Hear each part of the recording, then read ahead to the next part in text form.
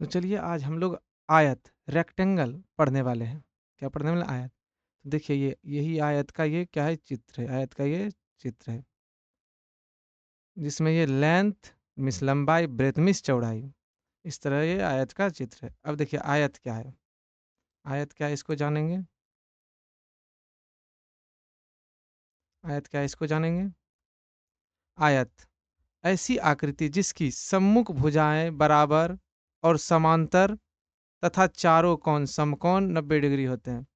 ऐसी आकृति जिसकी सम्मुख भुजाएं बराबर और समांतर तथा चारों कोण समकोण होते हैं। समकोण यानी कि 90 डिग्री।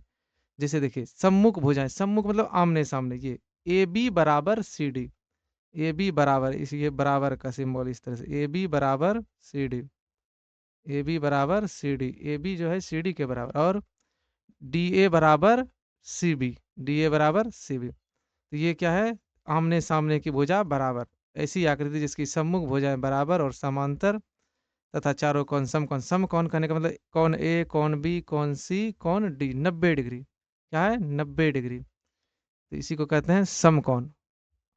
और यहाँ जो है बी डी ये एक विकर्ण और ए सी भी ये क्या है विकर्ण। बी डी विकर्ण और ए सी भी विकर्ण। देखिए कुछ महत्वपूर्ण बातें इसी में समझेंगे। जैसे नंबर 1,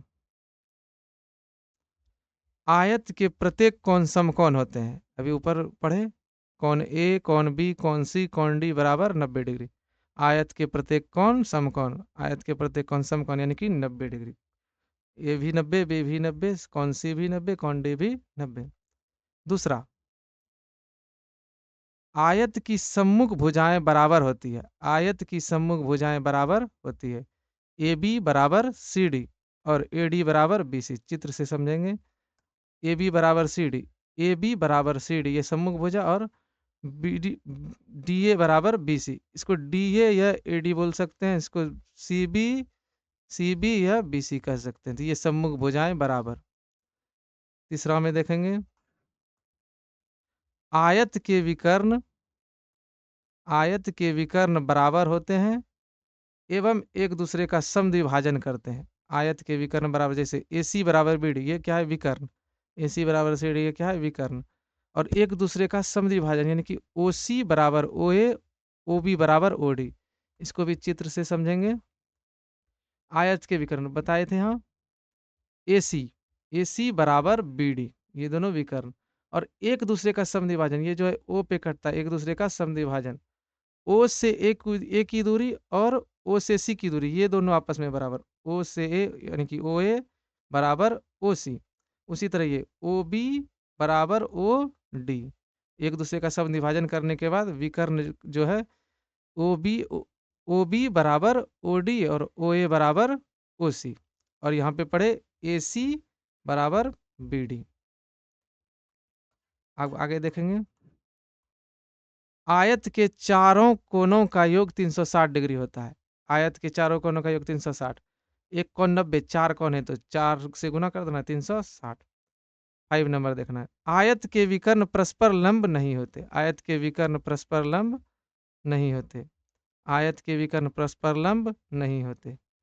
परस्पर लंब कहने का मतलब यहाँ पे जो है, यहाँ पे जो है, यहाँ पे 90 डिग्री का कोण नहीं बनता है आयत में। यही आयत के विकर्ण परस्पर लंब नहीं होते। आयत की परिमिति 2 × L + B। एल यानी कि लंबाई, बी चौड़ाई, breadth length breadth 2 × L + B। आयत का क्षेत्रफल एल गुना बी, एल गुना बी लंबाई गुना चौड़ाई। आयत का विकर्ण, आयत का विकर्ण √L² + B², √L² + B²। तो इतना चीज को आज हम लोग आयत में पढ़े। अगले दिन से इस पे क्वेश्चन हम लोग करेंगे।